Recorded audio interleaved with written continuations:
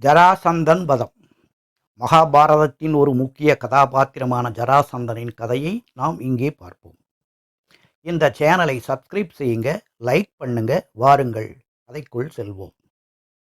தர்மபுத்திரரான யுதிஷ்டிரர் காண்டவப்பிரஸ்த நகரில் மன்னராக முடிசூட்டிக் கொண்டார். முடிசூட்டு விழா முடிந்ததும் விருந்தினர்கள் அனைவரும் ஒவ்வொருவராக விடைபெற்று சென்றனர்.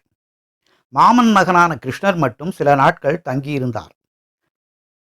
ஐப்பசி மாதம். நிர்மலமான வானத்தில் நிலா நீந்திக் கொண்டு இருந்தது.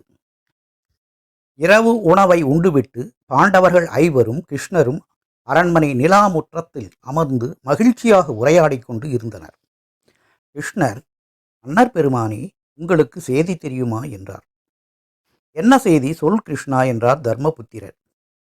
மகத தேச மன்னர் ஜராசந்தன் 86 ராஜ்யங்களின் மன்னர்களை வென்று தன்னுடைய நாட்டு சிறையில் அடைத்து வைத்திருக்கிறார்.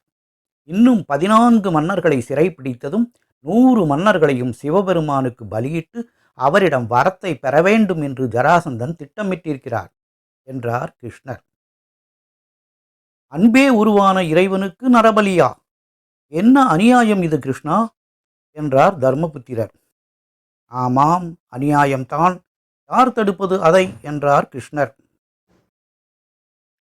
அண்ணா, அந்த ஜராசந்தனை பற்றி எங்களுக்கு கொஞ்சம் விவரமாக சொல்லேன் என்றார் தர்மபுத்திரர்.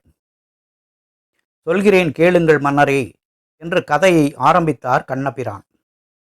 மகத தேசத்தை பேராற்றலும் நட்பண்புகளும் கொண்ட பிருகத்ரதன் என்னும் மன்னர் ஆண்டு வந்தார். அவருக்கு அழகான 2 மனைவிகள் இருந்தனர். அவருக்கு நீண்ட காலமாக குழந்தை பாக்கியம் கிடைக்கவில்லை. பிருகத்ரதன் சிவபெருமானை வேண்டி நிறைய வேள்விகள் செய்தார். ஒரு நாள் ஒரு மாமரத்தின் கீழ் அமர்ந்திருந்த சண்ட கௌச்சிகர் என்னும் முனிவரை பிருகத்ரதன் சந்தித்து தன்னுடைய குறையை கூறினார். அப்பொழுது மரத்தில் இருந்து ஒரு மாங்கனி கீழே விழுந்தது.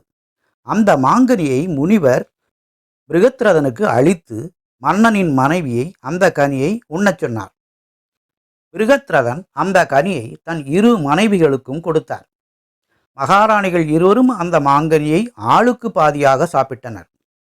இருவரும் கர்ப்பமடைந்தனர். உரிய காலத்தில் பிரசவத்தில் ஒரு கண், ஒரு காது, வாயில் பாதி, மூக்கில் பாதி, ஒரு கை, ஒரு கால் என ஆளுக்கு பாதி உடலுடன் இருவருக்கும் குழந்தை பிறந்தது. பாதி பாதி உடல்களை கண்டு பதறிய மகாராணிகள் அச்சமடைந்து அந்த உடல்களை நகருக்கு வெளியே எரிந்துவிட்டு வருமாறு பணிப்பெண்களிடம் கூறினர். பணிப்பெண்கள் உடல்களை இழுத்துச் சென்று நகருக்கு வெளியே எரிந்துவிட்டு வந்தனர். நகருக்கு வெளியே அப்பொழுது ஜரா என்னும் அரக்கி சுற்றி கொண்டு இருந்தாள். பாதி பாதி உடல்களை 2 கைகளிலும் எடுத்து அவள் ஒன்றாக வைத்தாள். 2 பாதியும் ஒட்டி கொண்டு ஒரே குழந்தையானது. அதை கண்டு அதிசயித்த ஜரா அழகான இளம்பெண்ணின் வடிவம் எடுத்து அந்த குழந்தையை மன்னர் பிருகத்ரதனிடம் கொடுத்து நடந்த உண்மையை கூறினாள். குழந்தையை கண்டதும் பிருகத்ரதன் பெருமகிழ்ச்சி அடைந்தார். ஜராவுக்கு பல பரிசுகள் அளித்து அனுப்பினார். அந்த குழந்தைக்கு ஜராசந்தன் என்று பெயர் வைத்து அன்புடன் வளர்த்தார். ஜராசந்தன் மிகுந்த உடல் பலமும் பேராற்றலும் மிக்கவராக கம்பீரமான தோற்றத்துடன் இருந்தான். உரிய வயதில் திருமணம் செய்து கொண்டான். ஜராசந்தனுக்கு சகாதேவன் என்ற மகனும் 2 மகள்களும் இருந்தனர். ஜராசந்தனின் தந்தையான பிருகத்ரதனும் தாய்மார்களும் ஜராசந்தனுக்கு முடிசீட்டு விட்டு காட்டுக்கு தவம் செய்ய சென்றனர். ஜராசந்தன் மதுராபுரியை ஆண்ட கம்சனுக்கு தனது மகள்கள் இருவரையும் திருமணம் செய்து கொடுத்தான்.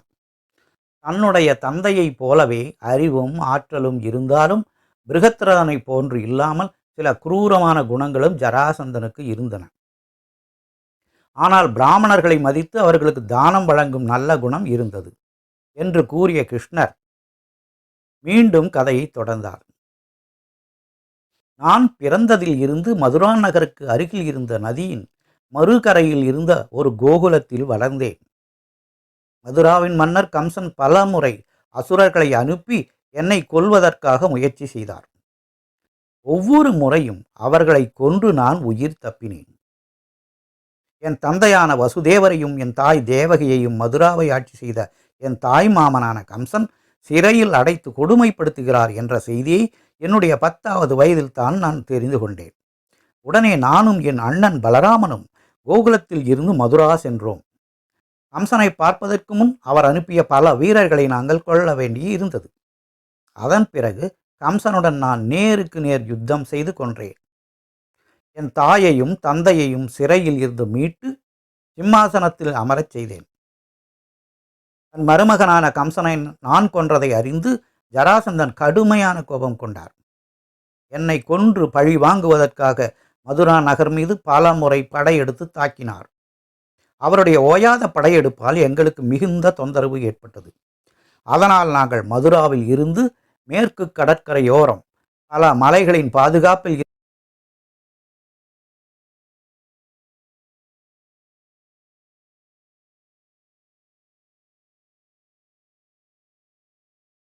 இருந்த துவாரகா என்னும் இடத்திற்கு எங்களின் இருப்பிடத்தை மாற்றிக்கொண்டோம். தேவலோக விஸ்வகர்மாவை நான் வேண்ட அவர் தேவேந்திரனின் நகரையும் அரண்மனையை மிஞ்சும்படியான ஒரு அழகான அரண்மனையை எங்களுக்கு கட்டி கொடுத்தார். அந்த அரண்மனையில்தான் நாங்கள் இப்பொழுது வசித்து வருகிறோம். மன்னர் பெருமானே, சிறைப்பிடிக்கப்பட்ட மன்னர்களை ஜராசந்தன் பலியிடுவதற்கு முன்பு நாம் அவர்களை காப்பாற்றி ஆக வேண்டும். அந்த மன்னர்களில் சிலர் நம்முடைய உறவினர்கள். பாரத தேசத்தில் மிகுந்த பலசாலியான ஜராசந்தனை வேறு யாரும் கொல்ல மாட்டார்கள். நாம் அவரை கொன்றால் ஒழிய அந்த மன்னர்களின் உயிரை காப்பாற்றுவது சாத்தியமில்லை என்றார் பரந்தாமனாகிய கிருஷ்ணர். எவராலும் கொல்ல முடியாத பலசாலியான ஜராசந்தனை நாம் எப்படி கண்ணா கொல்ல முடியும் என்றார் தர்மபுத்திரர். அண்ணா, அவருக்கு பயந்து நாம் இருந்தால் எப்படி மன்னர்களை காப்பாற்ற முடியும்? முயற்சி செய்ததால் ஆமையே முயலை வென்றதாக நாம் படித்திருக்கிறோம். முயலாமை வெற்றியை தராது. முயற்சி செய்தால் முடியாதது என்ன இருக்கிறது?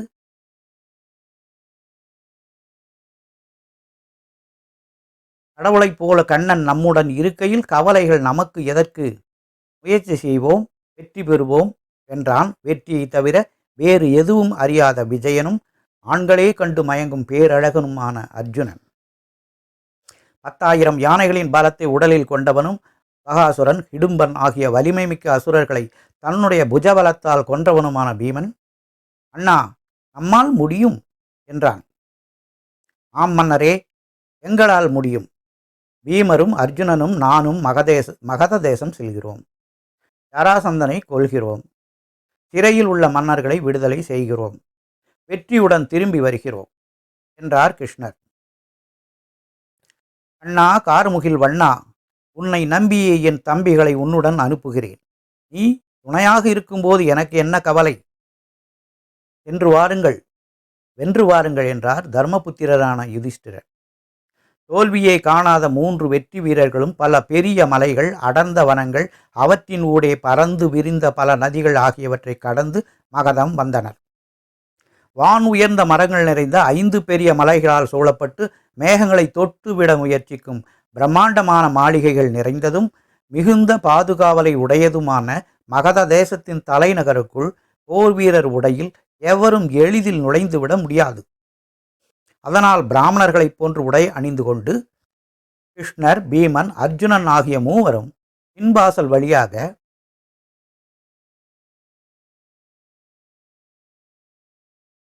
அரண்மனையின் உள்ளே நுழைந்தனர்.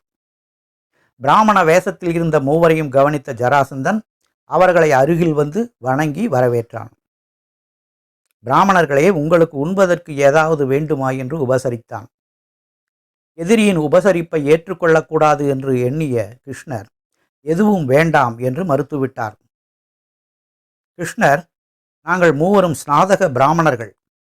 இவர்கள் 2வரும் இன்று நள்ளிரவு வரை மௌன விரதம் இருக்கிறார்கள் என்றார்.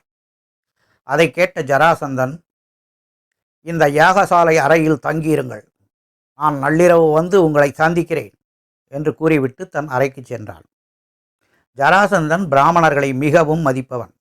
எந்த நேரத்திலும் பிராமணர்களை சந்திப்பவன். அதனால் நள்ளிரவு என்றும் பாராமல் அந்த 3வரையும் சென்று சந்தித்தான். வில்லின் நாணை பிடித்ததால் 3வரின் கைகளிலும் இருந்த தழும்பை பார்த்த ஜராசந்தன், பிராமணர் வேஷமிட்டு வந்திருக்கும் நீங்கள் உண்மையில் யார் என்று கேட்டான். அதற்கு கிருஷ்ணர், 86 மன்னர்களை சிறையில் அடைத்து வைத்திருக்கிறீர்களே, அவர்களை நீங்கள் சிவனுக்கு பலியிடப் போவதாக கேள்விப்பட்டோம். அதை தடுக்கவே நாங்கள் இங்கு வந்திருக்கிறோம் என்றார். 86 மன்னர்களை என் வீரத்தால் போரில் தோற்கடித்தேன்.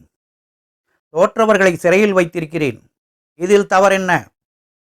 எல்லா மன்னர்களும் அப்படித்தானே செய்கிறார்கள் என்றான் மன்னன் ஜராசந்தன். தோற்றவர்களை சிறையில் அடைத்தது தவறில்லை. ஆனால் சிவனுக்கு அவர்களை பலியிட திட்டமிட்டிருப்பது மாபெரும் தவறு. நரபலி இடுவதை இறைவன் விரும்புவாரா? இது அதர்மம் அல்லவா? இந்த அதர்மத்தை தடுக்கத்தான் நாங்கள் மூவரும் இங்கே கிளம்பி வந்தோம். ஒரு புகழ்பெற்ற வம்சத்தில் பிறந்த ஒரு புகழ்பெற்ற மன்னரால் அனுப்பப்பட்டு நாங்கள் இங்கே வந்திருக்கிறோம். நான் கிருஷ்ணன், இவர்கள் இருவரும் பாண்டுவின் மகன்கள் பீமனும் அர்ஜுனனும். மன்னரே, நீங்கள் சிறையுள்ள மன்னர்களை விடுதலை செய்யுங்கள், அல்லது எங்கள் மூவரில் ஒருவருடன் யுத்தம் செய்யுங்கள் என்றார் கிருஷ்ணர். அதை கேட்ட ஜராசந்தன், நான் கம்சன் அல்ல, நரகன் அல்ல, உங்களால் கொல்லப்பட்ட மற்ற அசுரர்களும் அல்ல. நான் மகத தேசத்தின் ஜராசந்தன், பாரத தேசத்தின் பெரும்பாலான மன்னர்களை வென்ற மாவீரன் ஜராசந்தன். என் எண்ணத்தை நான் மாற்றிக்கொள்ள மாட்டேன். மூவருடனும் போரிடவா அல்லது உங்களுடன் தனித்தனியாகவா? எதுவானாலும் சரி. தனியாக என்றால் மாடு மேய்த்த இந்த கிருஷ்ணனுடன் நான் போரிட மாட்டேன். அர்ஜுனன் வயதில் சிறியவன், மிக இளைஞன். எனக்கு சமமான உடல் பலம் கொண்டவன் இதோ இந்த பீமன் தான். நான் அவனுடன் மல்யுத்தம் செய்வேன் என்றான். மல்யுத்தம் ஆரம்பிக்கும் முன் ஜராசந்தன் தன் மகன் சகாதேவனை அழைத்து சிம்மாசனத்தில் அமர வைத்தான். அன்று கார்த்திகை மாதம் முதல் நாள். மலை போல உடல் படைத்த பலசாலிகளான ஜராசந்தனும் பீமனும் மல்யுத்தம் செய்ய ஆரம்பித்தனர். பல வகையான யுத்த முறைகளை பயன்படுத்தி மல்யுத்தம் செய்தனர் இருவரும். யுத்தம் 13 நாட்கள் தொடர்ந்து நடந்தது. 14ஆம் நாள் ஜராசந்தன் களைப்படைய ஆரம்பித்தான். பலம் வாய்ந்த பீமன் ஜராசந்தனின் கால்களின் மேல் பகுதியில் அவன் உடலை நெடுக்குவாக 2ஆக பிளந்தான். உடலின் 2 பாதியையும் தூக்கி எதிர் எதிர் திசையில் எறிந்தான். உடல் பிளந்ததால் இறந்தான் ஜராசந்தன். அவனுடைய மகன் சகாதேவனுக்கு முடிசூட்டினார் ஸ்ரீகிருஷ்ணர். சிறையில் அடைக்கப்பட்டிருந்த மன்னர்கள் 86 பேரையும் விடுதலை செய்தார் கிருஷ்ணர். பீமன், அர்ஜுனன் ஆகிய மூவருக்கும் நன்றி கூறிய மன்னர்கள் அனைவரும் தங்கள் நாடுகளுக்கு மகிழ்ச்சியுடன் திரும்பினர். ஜராசந்தனின் தெய்வீக ரதத்தில் ஏறி ஸ்ரீகிருஷ்ணர், பீமன், அர்ஜுனன் ஆகிய மூவரும் தங்கள் நாட்டுக்கு திரும்பினர். இந்த காணொளியை பார்த்ததற்கு நன்றி. இந்த சேனலை சப்ஸ்கிரைப் செய்யுங்க, லைக் பண்ணுங்க, ஷேர் பண்ணுங்க. வணக்கம்.